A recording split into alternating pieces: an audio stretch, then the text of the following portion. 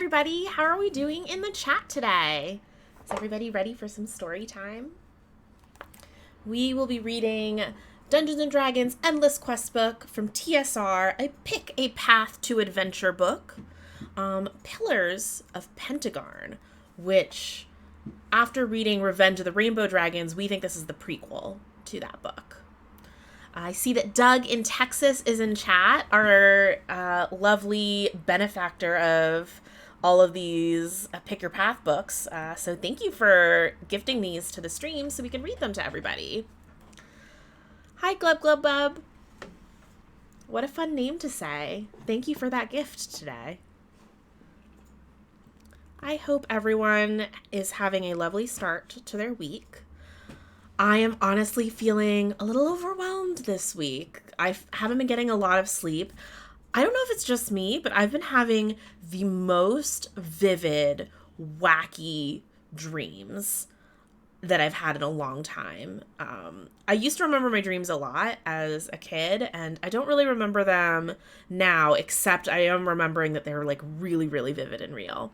I know in one I rode a motorcycle. That wasn't so wacky. I mean, a little wacky for me. But I rode a motorcycle and Dusty rode on the back and like hugged me. So I'm in charge. There is that whole, maybe it's because the TikTok witches hexed the moon. Why would you mess with the moon? Too much power. You too? Maybe it's because someone's hexing the moon. I saw on, oh, don't mind the wildlife outside.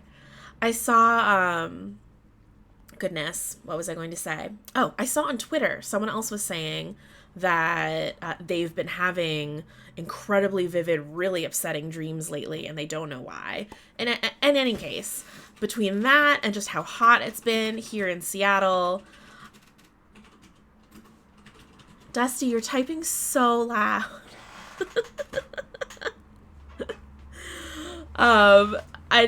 Between these wacky dreams and it being so hot in Seattle, I've been getting like no sleep. So I think that's probably why I'm feeling overwhelmed. I'm probably just really tired. But I am excited to do a little bit of story time.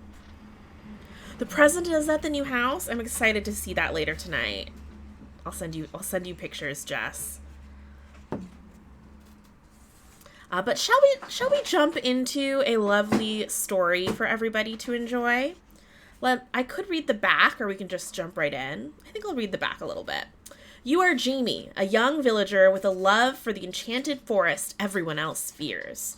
Turn the pages of this endless quest book for many new and exciting adventures. When it comes time for action, you decide. Will you fight the dragon skeleton with the brave fighter Baltek at your side? Will you try to trick the evil master who's... Ooh, it's the master from the last book. Will you try to trick the evil master whose slaves control Castle Pentegarn? Or will you run into the unknown down another corridor, followed by the lovely elven thief Lydia? The thrills and challenges don't stop with the first reading. You can ask yourself, what if I had done it a different way? And read the book again to find out. In every Endless Quest book, you pick the path you want and find your own adventure. Will you find the What did Pentegarn do? The police are coming for him. The wildlife is very rambunctious out there today. Will you find the secrets beyond the pillars of Pentegarn? The choices are yours. Oh, Dusty. Uh-oh, they found you. Pseudopod is also enduring the Seattle heat. Oh, someone's hosting us. Fimbrius, thank you for the host. Hey, Dame Hex, you're just in time for us to start our story. Oh, and thank you for the follow as well, Fimbrius. Drift, thanks for tuning in, even to lurk. That certainly helps. All right, so I've opened up this book, and already I see a picture with some familiar faces. We've got Fox and Owl from the last book. And also there's a tree. I'm going to guess this is Jamie down here. Okay. Let us begin. A scaly, bark-covered hand wraps its long, thin fingers around your shoulder. A wispy voice whispers, "Excuse me, friend. I need to tidy up around you." Your friend, Tree, lowers a branch and you climb on eagerly. You are always happy to rest in Tree's branches and watch your friends scurry about the forest. You are Jamie, a young villager living at the edge of a mysterious forest. Although the people of your village tell tales of woodland terrors and ferocious beasts lurking in these woods, you have spent your happiest moments rambling through the forest, climbing Tree's craggy trunk, and playing with your friends, Fox and Owl. While Tree's leafy fingers straighten flower stems and brush his knobby roots, you listen to him discuss a party of adventurers with Fox and Owl. I thought them an exceptional group. I don't know why I just made Tree sound so fancy. I thought them an exceptional group, Tree says. When they built their campfire, they gathered only dead wood. They did not break any of my branches, nor did they carve my bark. When they left, they put out their fire and cleaned their campsite. Well, I think they're heading for trouble, says Fox. I followed them when they left this morning. They went off toward the river, but then they backtracked and started toward the Pillars of Pentegarn. Owl gasps. The Pillars of Pentegarn? Surely you are mistaken. Jess, Fox was our friend, but turned out to be a bigot towards dragons. So we felt like Fox needed to learn and grow. No way, bird brain, Fox snaps. Okay, maybe not so nice to owls either. Do you think I have this nose for nothing? I can track anything, and their little tricks aren't going to fool me. If I say they're going to the Pillars of Pentegarn, that's where they're going. There's a long silence. The Pillars of Pentegarn lie in the most frightening part of the forest. Not even the bravest creatures go there. Hide, Tree says suddenly. Fast! I see goblins coming up the path. You jump down and skitter under a bush. Owl flutters high into the tree's branches. Fox hides behind a rock, then changes his mind and runs for the forest. He is in plain sight when the goblins march into the clearing. Without pausing, the goblins throw their spears at Fox. He yelps and runs into the bushes. The spears miss him, but they thud solidly into Tree, whose breeze-like groans pass unheard by the monsters. Missed, grunts one. Doesn't matter. Fox tastes bad, answers another. Don't care about taste. Hunting is funnest part. The largest goblin rips its spear out of the tree, then drops to all fours and sniffs the ground. Girl's scarf, it says, picking up a white kerchief. They been here. Close, now. The goblins crowd around their leader, pushing and shoving each other. Finally, the largest goblin pushes its way out of the crowd and runs down the trail towards the river. The others follow quickly. Goldie, hey! Thanks for tuning in and also for the follow. I'm just going to turn my computer sound down a little bit. Boop, boop, boop. Okay. When the last goblin pounds down the path, you scurry out from beneath your bush and rush to Tree. He moans softly and his branches sway in pain. You inspect the wounds and plug them with wet, clean moss. The flow of sap slowly stops. Tree has calmed, and only an occasional movement of his branches tells you he suffers great pain. Owl climbs down as soon as you finish patching Tree's trunk. A goblin spear has pierced his left wing. Do not be overly concerned, gasps Owl. They just winged me. You remove the spear and carefully press a pad of moss onto the wound. Here is a lovely picture of us tending Owl's wounds. You can see Tree in the background. I'm on board with you, Zakitron. Vengeance for Tree. Fox returns and inspects his wounded friends. Wow, can you imagine what they'll do to those adventurers? He asks. I don't want to think about it, you say. But you must, urges Tree. If we don't warn them, they won't stand a chance. We must do something. Don't look at me. I can't warn them, Fox says. You're the only human I'm on speaking terms with. Fox is correct, Owl says. You are the only human I have ever met who talks to animals. It would be useless for Fox or myself to attempt to warn the adventurers, for they would not understand us. You must warn them, Jamie. All right, here is our first choice. Do we want to Warn the adventurers of their danger, turning to page 100, or return home deciding you are too frightened to risk meeting the goblins again. Turn to page 9. It is up to you, chat. You pick our path to adventure. Boop, boop.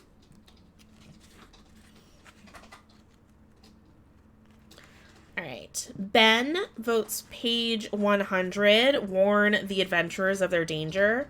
Yeah, everyone's saying warn. Yeah, we're in this for adventure. All right. Page 100. I'll do it, you say. I'll show you a shortcut to the pillars, Fox volunteers. Allow me to ride on your shoulder, Jamie, Owl says, and I too shall accompany you. You hold out your arm and Owl climbs up to your shoulder.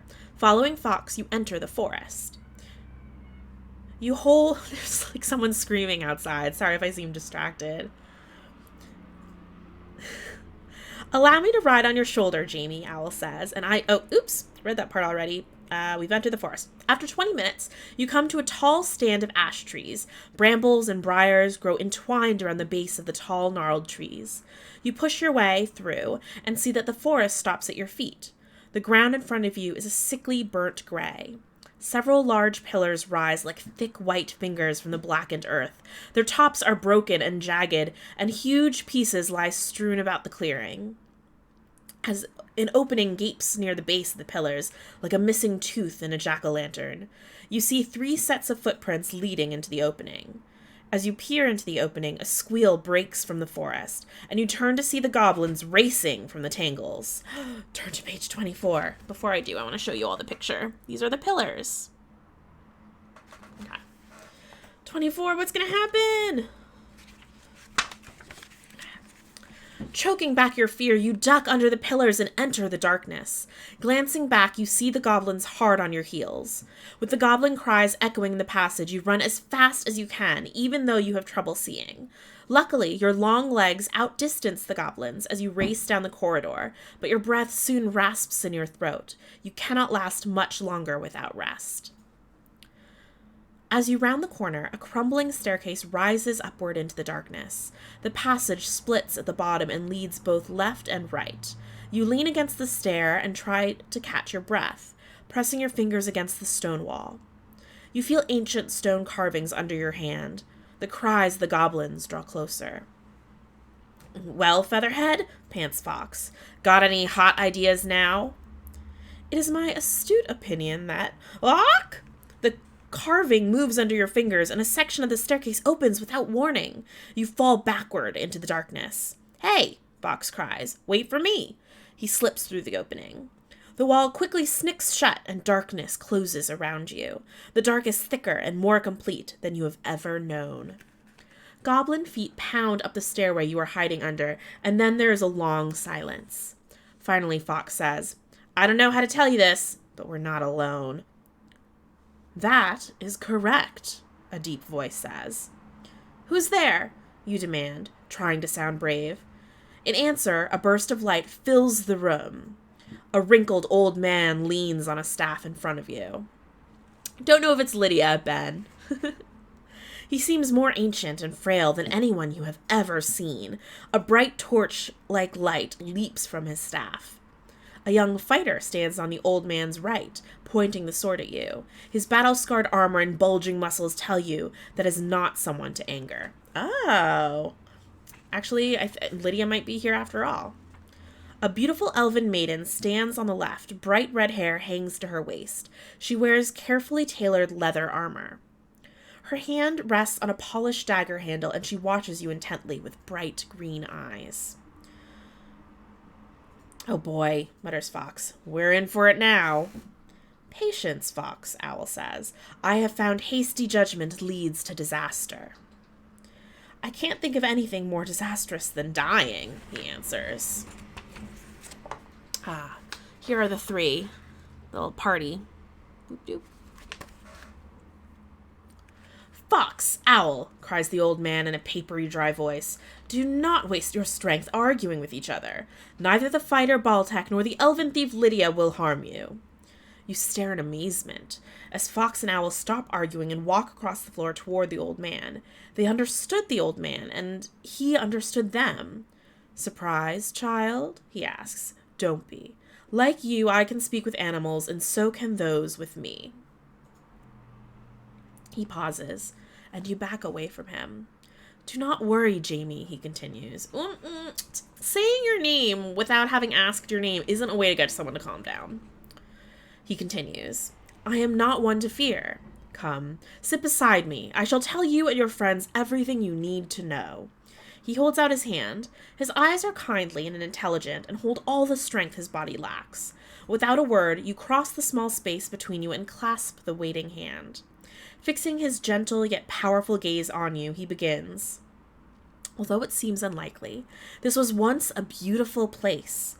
There were no goblins, no monsters, no death, no destruction. The fields were fertile. The people were prosperous and happy and blessed my name, the name of King Pentegarn. Although I was wise and a good king, brag much? I did not do it alone. Okay, I take that back. I was aided by a great magical staff. It was given to me by my father, who had received it from his father before him, who had received it from his father before him. It contains the magic and knowledge of all those lifetimes. Unfortunately, in the hands of evil, it can be used with terrible results, as you see by this foul ruin. One night, as I slept, a black fog covered the kingdom. By the time we discovered this was a magical fog, it was too late. It had cloaked the coming of the evil one. In the darkness of the magic fog, the evil master crept into my castle and stole my magic staff. When the sun rose, it could not pierce the black gloom. Most of my people fled in fear, and those who stayed to fight were killed by the black cloud. I fought desperately, but without my staff, I was all but helpless. At last, I neared total exhaustion. All about me was ruin, and I was forced to leave my own kingdom. Though I was too weak to battle my unseen foe any longer, I vowed I would return. Year after year I have returned, seeking to defeat the evil one and regain what is rightfully mine. This is my last attempt. The staff holds much of my strength, and without it, I grow ever weaker. Here's the black fog creeping in. Lots of pictures in this one. Whoa, y'all are about to make 4 choices. Stay tuned. Yet, if I die, there will be nothing to stop the enemy. He pauses, then adds, It must be stopped now, and you must help me. The old man stares intensely at each of you. As his eyes lock upon yours, you feel deeply drawn to him. His mission becomes yours. You believe, as the old man does, that you can, that you must succeed. Pentegarn continues, The Master, as it calls itself, usually remains in the central tower. Between us and the tower are many halls, caverns, and passageways. They will be guarded by bands of goblins and skeletons, all of whom serve the evil one. Although there are few ways to defeat the evil one, I have a plan. A cube of mystic forces and a ring of spell-turning lie hidden in the depths of the dungeon beneath the castle. I do not believe the Master possesses them. If we can get them, we stand an excellent chance of success. I don't agree with you, says the elf. Wouldn't it be better to sneak straight through? We can avoid discovery as well as fighting and perhaps pick up some treasure along the way. Me, I'm more in favor of a direct approach, says the fighter. I suggest we move slowly from one area to the next, fighting when necessary.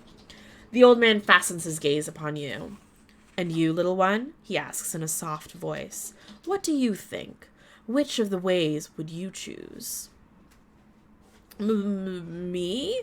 You stammer. I'm just a kid. I don't know anything. Age has little to do with intelligence, replies the old man. Do not take yourself so lightly. You and your friends have much to offer. What is your choice? All right. So we can choose the old man's course of action, which turns to page 108. We can choose the elf's way. We can choose the fighter's way, or we can choose our own way, which will be a fun mystery because we didn't say.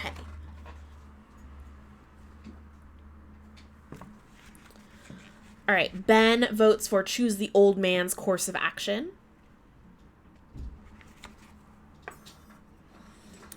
Simply Adoran says we pick our own path.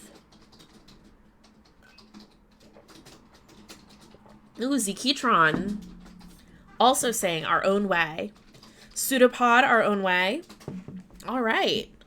Fight the power, be a rebel, live our own truth. Okay, everyone, we're going to turn to page 21. Okay.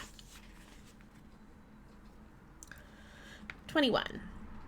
With all due respect, sir, you say nervously, do we have to go any of those ways? I'm not very good at fighting and bashing my way through things, and to be honest, the sneaking business doesn't sound very pleasant either.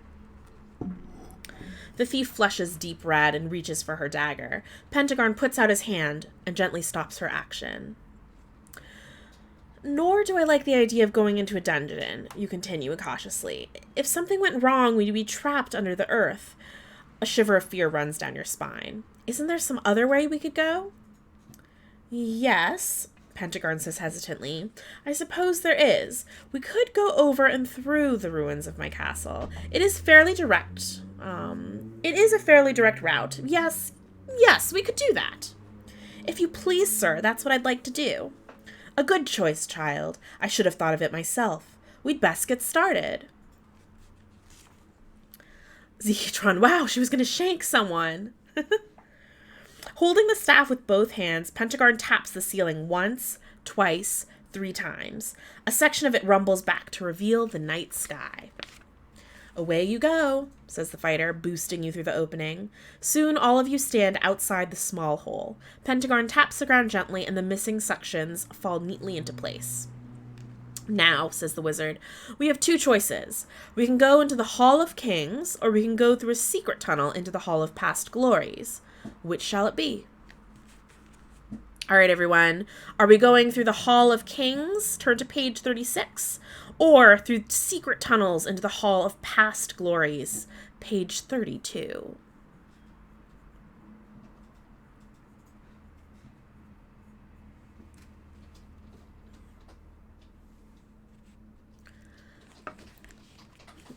Kings. 2 votes for Kings.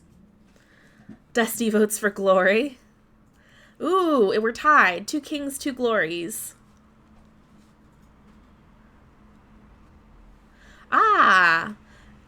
Jess has set up a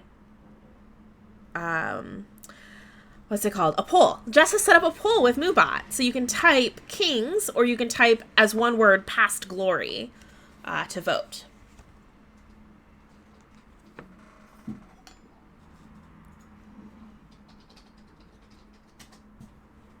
In the meantime, I shall hydrate. Ooh, it looks like Past Glory is winning. We're going to go through some secret tunnels. All right. Let's go through the it's Lydia. Let's go through the tunnel, says Lydia. I feel better underground. There are too many eyes above ground. Sounds good to me, says Baltac. I like narrow areas myself. They're much easier to defend. Fox agrees and follows behind the thief. Majority rules, says the elf firmly. We take the tunnel. All right then, says the wizard. Follow me. A cold wind whistles through the dark air as you pick your way over fallen columns, large blocks of stone, and shattered statues of ancient men. The black mouth of a tunnel looms ahead, and the dread washes over you. Hiding your fears, you follow the elf maiden into the darkness. Silence, thick and uncomfortable, swallows you. You feel as though evil, dark-loving creatures watch your every action. Your party bunches together around the dim light cast by Pentegarn's staff. You've only gone a few yards when Owl says, My superior eyesight tells me there is an obstruction directly ahead. Not to be outdone, Fox adds, My superior sense of smell tells me goblins are hiding behind that obstruction. All eyes look to Pentegarn for direction.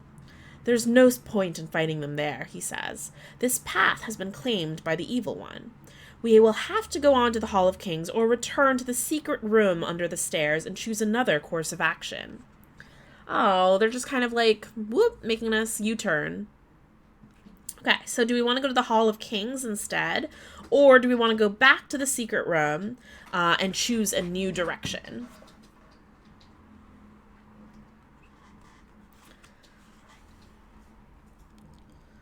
Dusty votes for Hall of Kings. Kings, kings. Yeah, everyone's voting kings. Page 36. Okay. I choose the tunnel, says Lydia. You quickly cross to her side and say, I really don't like being underground. Could we please choose the Hall of Kings? I know you'll understand, because even though you're as brave as Baltec, I'll bet there's something you don't like.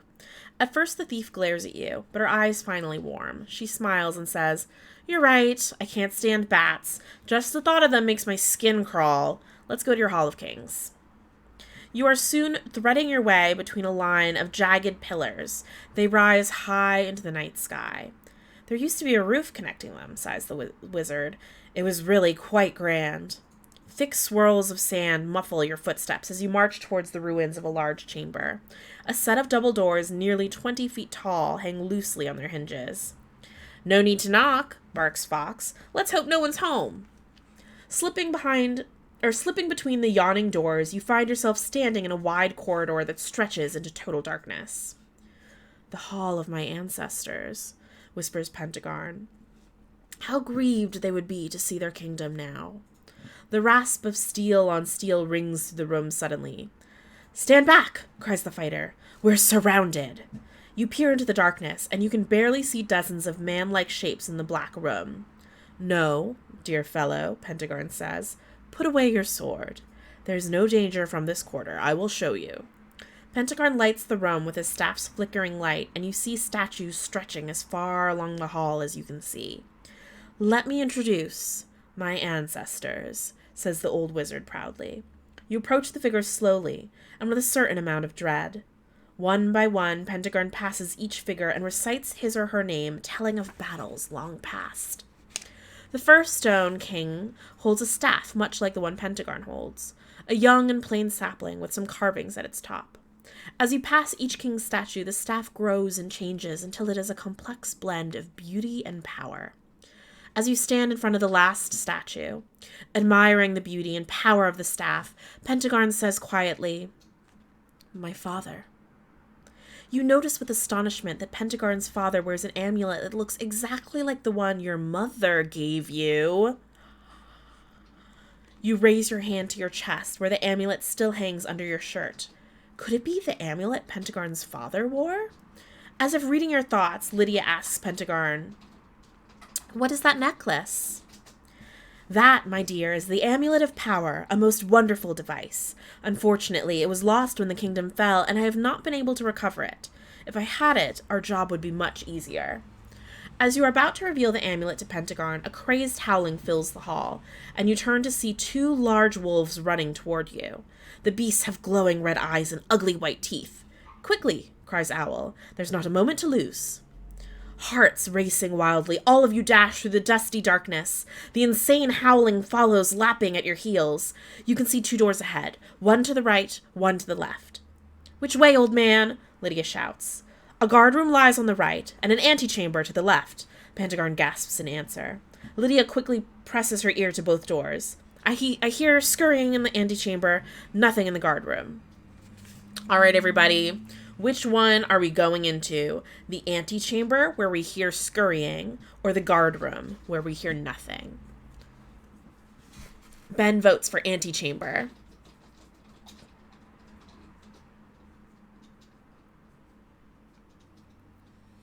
Antechamber? Antechamber? Okay. So far, it's looking like antechamber. I'm going to go take a peek at page 70. All right, chat says antechamber. Baltec charges to the door of the antechamber and opens it. If we spend any more time discussing the problem, we'll soon be dead. Let's have more action and less debate. That's my kind of talk, says Fox. Of course one would expect you to approve of that sort of foolish sentiment, Owl comments. Quit hooting, Owl, or I'll tie your beak in a knot, growls the fighter. Oh, Betford, 1989, thank you for following. Hurry, help me barricade the door we came in. Aided by the glow of the wizard's staff, all of you pile rocks and beams against the door. 2 heavy thuds crash against the door, and the air is filled with howls and growls. The door shakes continuously under the attack of clawed feet, but it holds, and at last, the monsters withdraw, whining in frustration. Baltic lowers his sword and heaves a deep breath. Now we can go on. I wouldn't want them on our trail for long. We are in the entrance to the Grand Council Chambers, Pentegarn says. The door in front of us leads to the council chambers, and the door to our right leads to the guard rooms. I still hear squeaking and rustling in the council chambers, says Owl. So we can either go to the council chambers, or I guess we can leave here and then go into the guard rooms. Council chambers or guard rooms. What do we choose?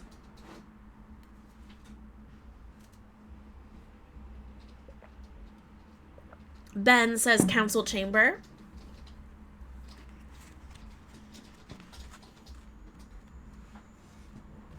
Dusty screams council chamber. Everyone wants to know what that sound is. All right. Council chamber it is. I'm not afraid of rustling and squeaking, says Baltac. I say we go through this door. He opens the door. Instantly, Owl glides off your shoulder into the room. You hear tiny, terrified shrieks and wild scamperings. Then Owl glides out of the darkened room and lands at your feet. A dead mouse dangles from his beak. I believe this solves the question of rustling, he says in a dignified tone.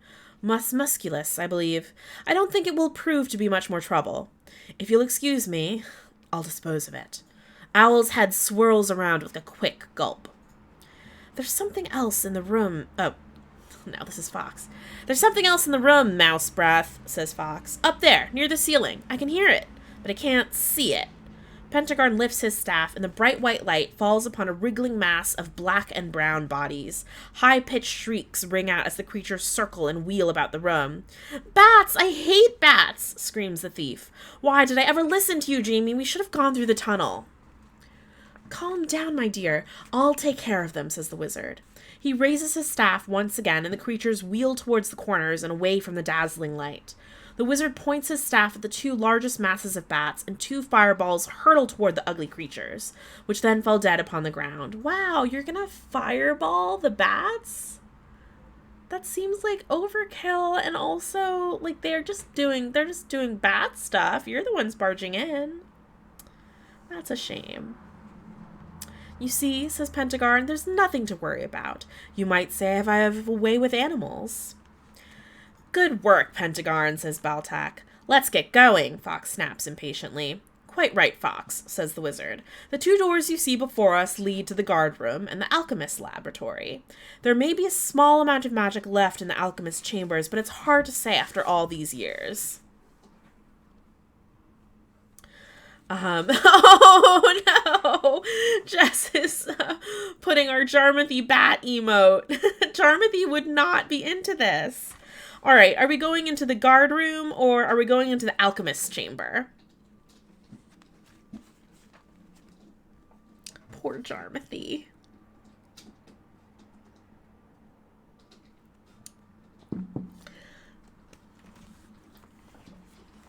It looks... Oh, hey, Ooze. Thanks for joining. We're in the middle of story time. All right, everyone's voting for Alchemist's Chamber. We're going to turn to page 98. Okay. This was my favorite room, says Pentegarn. Let's see if we can find a useful trinket lying around. He looks about and picks up a fancy crystal bottle. Excellent, he says, shaking the bottle and peering into it. I wonder if there's any left. It's so difficult to tell with invisible potions. The wizard places his finger over the mouth of the bottle and tilts it. The finger disappears. Wonderful, wonderful, cries the wizard. I was afraid it had evaporated. What happened? You cry in alarm. Nothing to worry about, child, Pentegarn reassures you. This is essence of invisibility. It could come in quite handy, but I will have to be careful not to break the bottle. I don't want to disappear quite yet. If you found that, says Lydia, I bet you could find other magic things, too. You're right, Lydia. Maybe I could find something magical for you. But the materials in my workshop have been here for centuries, and many of the ingredients have become unstable. It would be dangerous to use them, so you must all decide what you wish to do. Do we wish to conjure forth another magic item, risking the possibility of a magical accident, or do we want to continue on this course without trying to manufacture more magic items? Oh, we'll lurk away. Thanks for joining.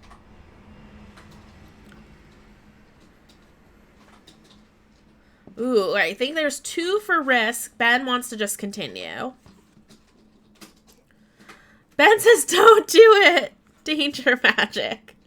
Yes, it is. It is a pick your path. A lot of people want magical accidents except for Ben.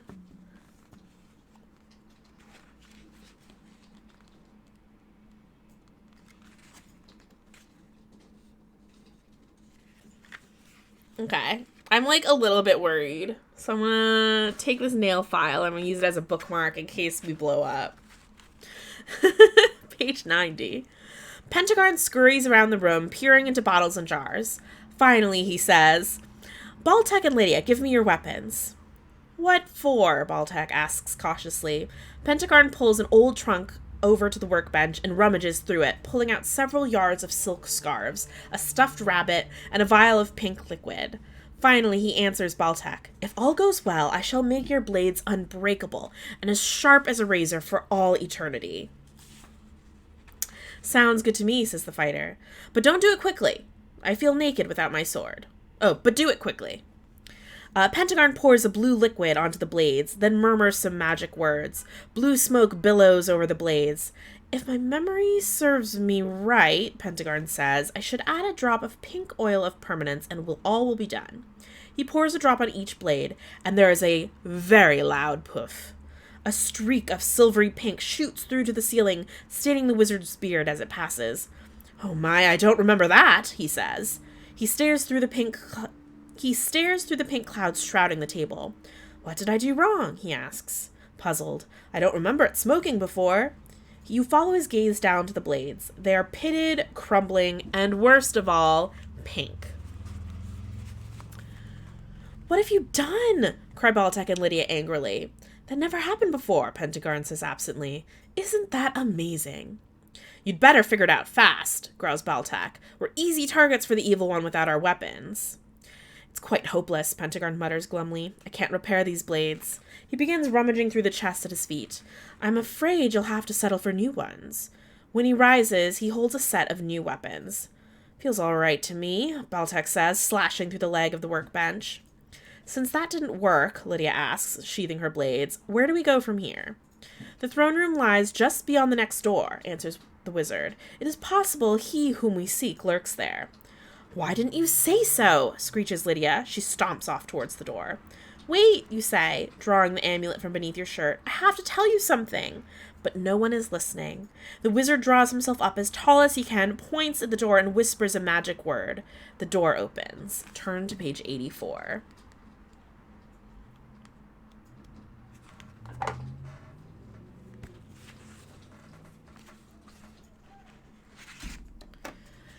Here, let me splash a little fluid of invisibility upon us, says Pentegarn. He fumbles through his robes, searching for the container.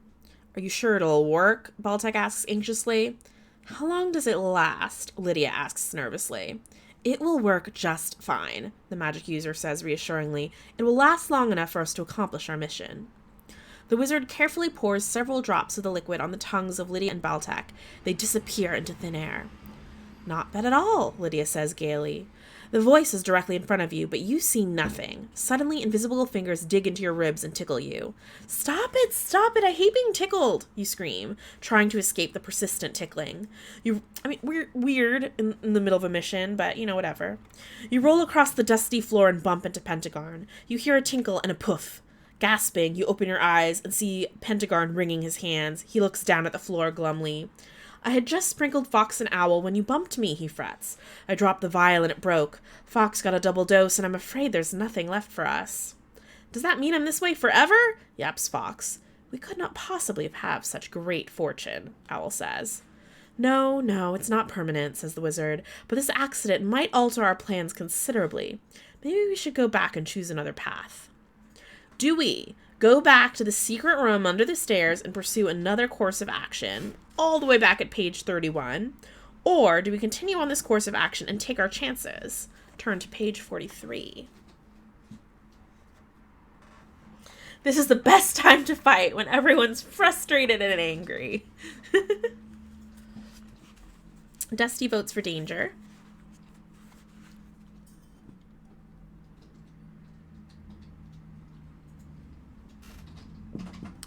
Everyone's voting onward.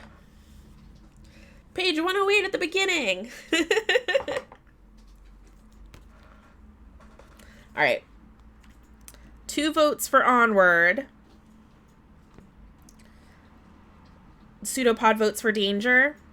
All right. We're going to go to page 43. Okay.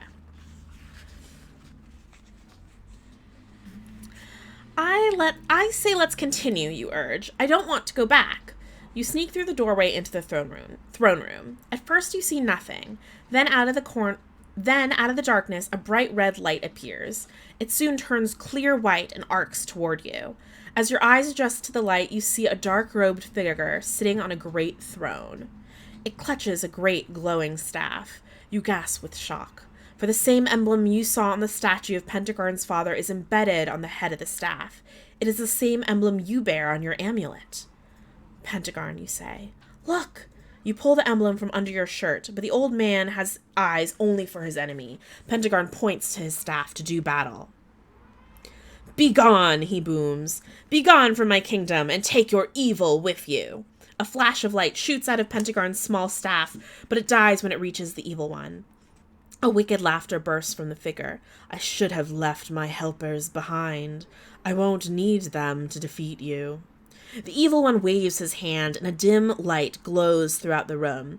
Only now are you aware of various creaks, clacks, squeaks, and growls of the armed skeletons, huge wolves, and a horde of bats that surround the evil one. You have plagued me too long, old man, the evil one hisses. It points its staff, and a thin beam of red light shoots at Pentegarn. The beam hits Pentegarn's staff and travels its length, shattering and burning the wood. After traveling through the staff, the beam strikes Pentegarn. The old man crumples to his knees, dropping his smoldering staff. Die! Screams the evil figure. Pentegarn falls to the ground. No! You cry. You run up the stairs toward the black figure, holding the amulet before you. A yellow beam shoots out of the amulet and locks onto the red beam coming from the evil master's staff. The red beam drops from Pentegarn's body immediately, and the great staff glows lemon yellow.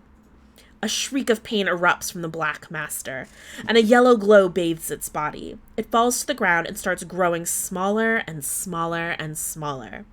At last, whining and writhing, the thing on the steps disappears completely. At the same moment, the skeletons fall to the ground and shatter, no longer animated by their master's powers. The rest of the room erupts with the sound of battle. The wolves and bats battle Baltek and Lydia, who become visible with their first attack.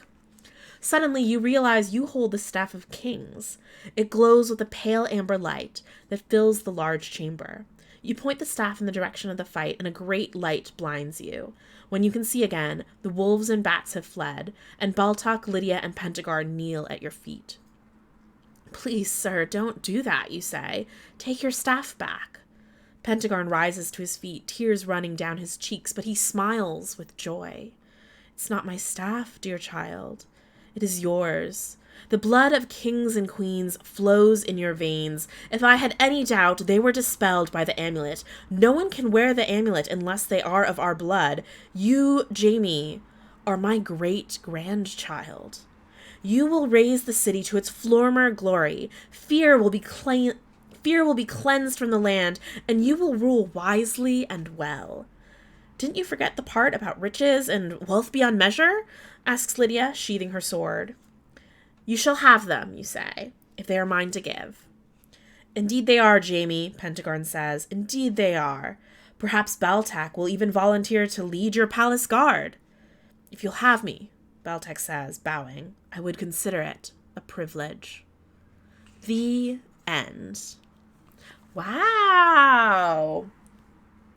What did you all think of Pillars of Pentegarn? And for those of you who were here when we read Revenge of the Rainbow Dragons, is this what you expected? Dusty, I literally tried as hard as I could to get us killed.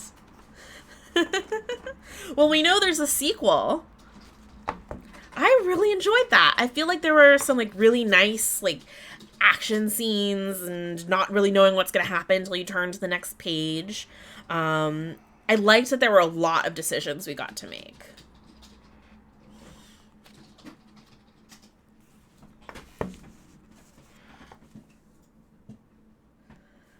Dusty says this might be his favorite of all the ones we've read. Yeah, this was a really fun read. Pillars of Pentegarn, do recommend. Pseudopod didn't feel like there were a lot of trap choices. Yeah, I kind of feel like there were a lot of opportunities where we were allowed to turn around and go back. Even this, it feels like we could have made like an unwise choice, but it seemed to end well. I wonder if there are any bad endings, or if because you are the ancestor and we know there's more books after this, if nothing truly bad can happen to you. It's just, what is the flavor of your triumph? Oh, really? If you go through the dungeon for the ring/cube, oh yes. Yes, there are. It can go horrible. Oh my goodness gracious. I love that these tiny books, they're so skinny, but it feels like, this one especially, that there were a lot of options for different splitting paths, whereas some of the books we've read in the past have felt like it's really railroading you onto one path. That's really good to know, that had we chosen a different direction, our fate could have been really different. Doug says, I think the same author wrote the first 6 or 7 books. I wonder how many have links to other books. Yeah, Rose. I really liked Revenge of the Rainbow Dragons too, which is by the same author.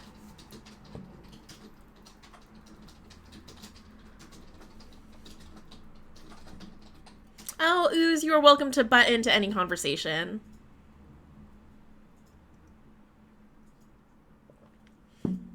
She's on Facebook, Rose. I should let her know that we're enjoying her books. Yeah, this one was really, really fun. This is one of the 3 older books that Doug in Texas got us. The last one is also by Rose, and it is called Revolt of the Dwarves, which doesn't seem like it's related to Pentegarn at all.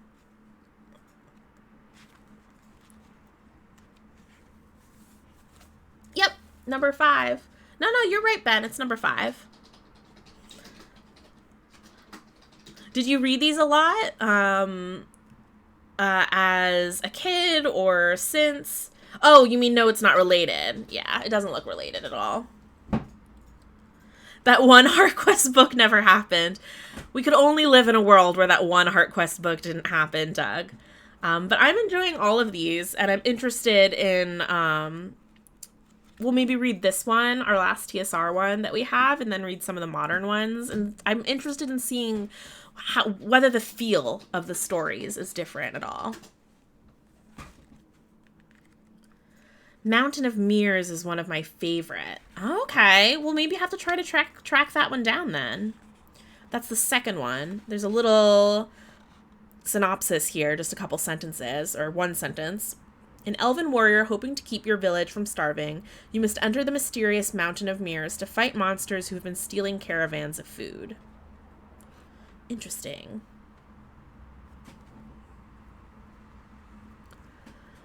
Well, we read 2 HeartQuest books, Pseudopod. The first one was, oh gosh, I'm blanking on the first one. Secret Sorcerer. And then the second one was Isle of Illusion, and we didn't love Isle of Illusion. Yeah, the first one is actually pretty good.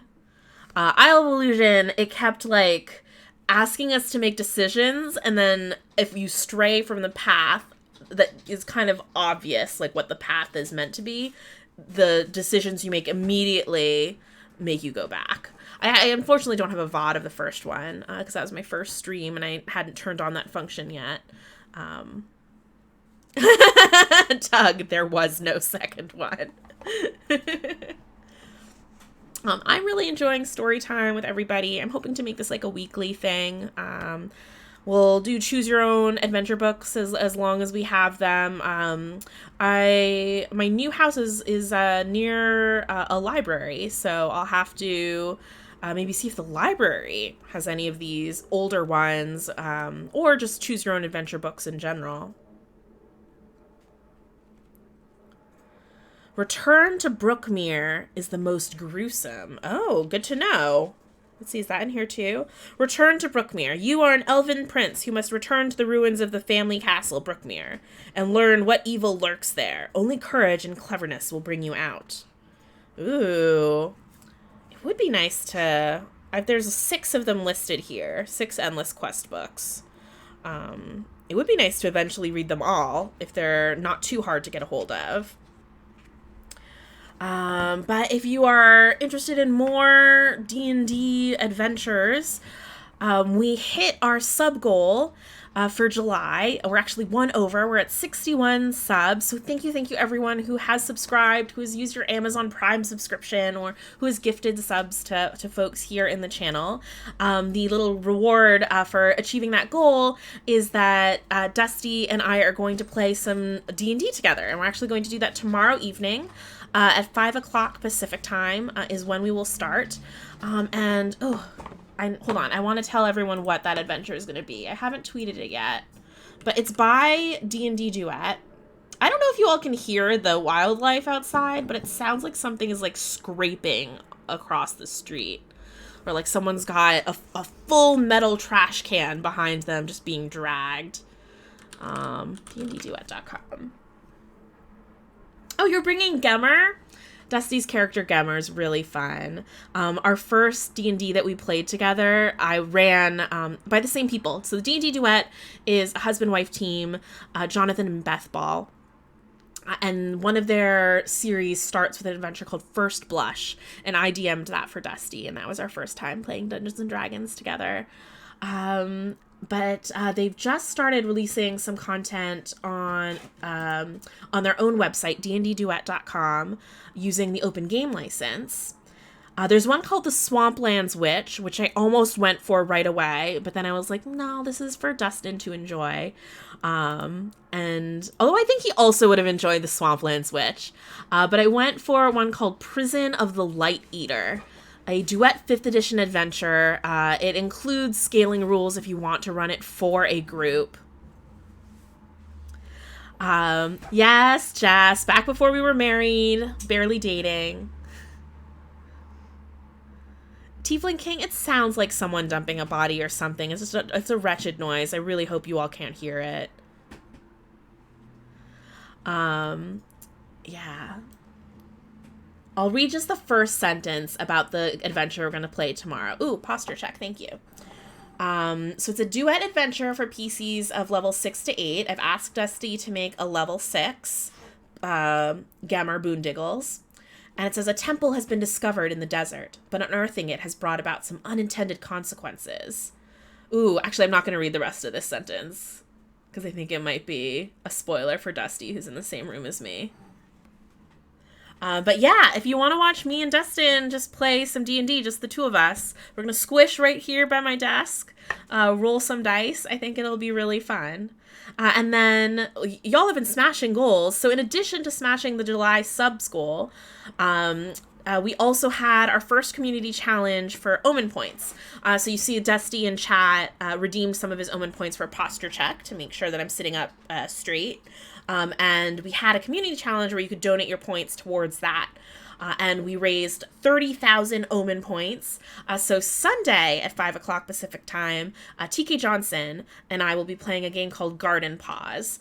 Similar to Animal Crossing and Ooblets and Stardew Valley. It's a little like farming sim, but your character is a little tiny critter. Really super adorable, and you can sell things at the market that you've grown, and it's just gonna be so gentle and lovely. Jess, thanks for the reminder to hydrate. Oh yeah, I've been wanting to play some solo adventures at some point. I think I might try that if I run out of choose your own adventure or pick your path books to read. I'll maybe play some solo D&D and have the chat help me with decisions that we make. But duet D&D is also really fun, especially now if you want to play in-person D&D, or your friends are, I don't know, depressed and don't want to do anything, which is very possible right now. Force a roommate to play D&D with you. Do a D&D duet adventure. All right, everybody. I have had a blast with you all tonight. But I'm going to go take care of some real life things. Was feeling overwhelmed today, but this has refreshed me, and I'm going to go try and tackle things again. Yeah. I will hopefully see you all tomorrow for some D&D duets with Dusty Buns. And have a lovely night and do something kind for yourself tonight.